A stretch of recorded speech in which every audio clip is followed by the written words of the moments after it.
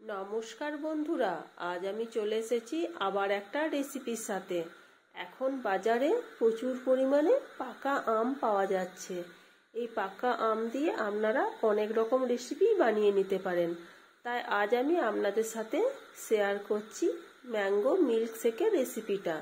এটা বাড়িতে অতিথি এলে খুব কম সময়ের মধ্যে বানিয়ে নিতে পারেন। আসুন দেখে নিন তাহলে কিভাবে বানাচ্ছি। আর যদি ভালো লাগে তাহলে অবশ্যই একটা লাইক করবেন। আপনাদের একটা লাইক এবং কমেন্টে আমাদের মনোবল অনেকটাই বাড়িয়ে তোলে। আমি একটা মিক্সিং জার নিলাম। এবার একটা বড় সাইজের পাকা আমের খোসাটা ছাড়িয়ে টুকরো টুকরো করে কেটে নিয়েছি। এটা আমি মিক্সিং জারের মধ্যে নিয়ে নিলাম। 3 চামচ চিনি নিলাম। আপনারা চাইলে কনডেন্স মিল্ক ইউজ করতে পারেন। মিষ্টিটা অবশ্য আপনাদের ইচ্ছে মতো নেবেন, বাড়িয়ে অথবা কমিয়ে। আমি 2 চামচ গুঁড়ো দুধ নিয়ে নিলাম। আপনারা চাইলে লিকুইড দুধও ইউজ করতে পারেন। এবার আমি এর মধ্যে 8টা কাজু নিয়ে নিলাম। এটা আপনারা স্কিপও করতে পারেন, কিন্তু কাজু দিলে খেতে ভালো লাগবে। এবার কয়েক টুকরো বরফ নিয়ে নিলাম।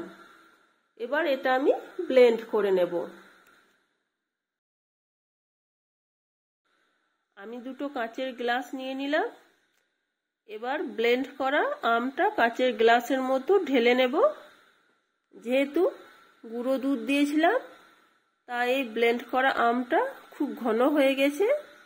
আপনারা এর মধ্যে চাইলে লিকুইড দুধও আবার ইউজ করতে পারেন।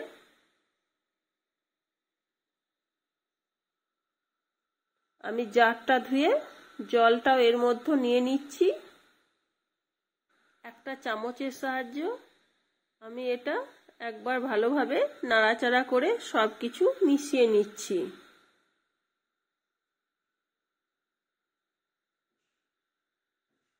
এবার আমি এর মধ্যে কিছু বরফের টুকরো অ্যাড করে দিচ্ছি।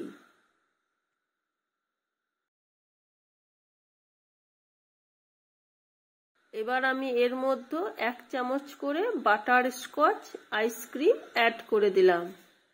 এটা আপনারা স্কিপও করতে পারেন, আপনাদের হাতের কাছে থাকলে দিতেও পারেন। এটা দিলে দেখতেও ভালো লাগে এবং খেতে তো ভালো লাগেই।